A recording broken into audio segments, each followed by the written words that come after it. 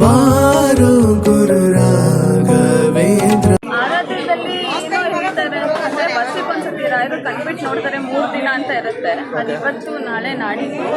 So ಹಾಗಾಗಿ special ಆಗಿ ಪೂಜೆ ಪ್ರಸಾದ ಅನ್ನದಾನ ಎಲ್ಲ ನಡೀತಿದೆ.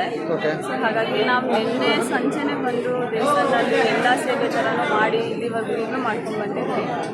ಸೊ 3 ದಿವಸ ಕೂಡ ಮಾಡಬೇಕು ಅಂತ ಅಂದ್ಕೊಂಡಿದ್ವಿ, ಮಾಡ್ತೀವಿ. ಸೊ ಯಾವ ಥರ ಅಂತ ಹೇಳಿದ್ರೆ ಈಗ ನಿಜ ಹೇಳ್ಬೇಕಂದ್ರೆ ನಿನ್ನೆ ನಮ್ಮದು ದೇವಸ್ಥಾನ ಕ್ಲೀನ್ ಮಾಡಿದ್ಮೇಲೆ ನಮಗೆ ಗೊತ್ತಿರೋ ಪ್ರಕಾರ ರಾಯರು 3 ಗಂಟೆಗೆ ಮಧ್ಯಾಹ್ನದ ಎದ್ದು ಹೋಗ್ತಾರೆ ಅಂತ ಹೇಳಿ. ಸೊ ನಿನ್ನೆ ಕೂತಿದ್ವಿ ನಾವು 2:45 ಎಲ್ಲ ಕ್ಲೀನ್ ಮಾಡಿ. ಸೊ 3:05 ಅವ್ರು ಎದ್ದೋಗಿದ್ದು ಸ್ಟೆಪ್ಸ್ ಸೌಂಡ್ ಕೂಡ ನಮಗೆ ಕೇಳಿಸಿದೆ, 2 to 3 steps.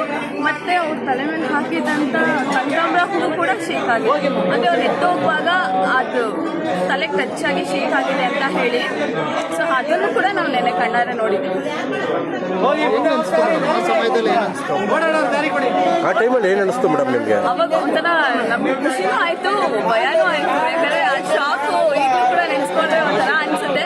But lucky person ಅಂತ ಹೇಳ್ಬೋದು ನಮ್ಗೆ ಅಷ್ಟೇ. ಅವ್ರ ಸೇವೆಗೆ ನಮ್ಮನ್ನು ಕರೆಸ್ಕೊಂಡಿದ್ದಾರೆ ಅಂದರೆ ನಮ್ಮ ಪುಣ್ಯ.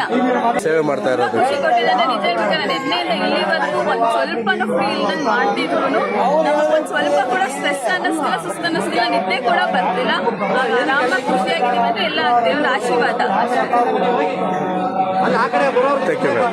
Thank you.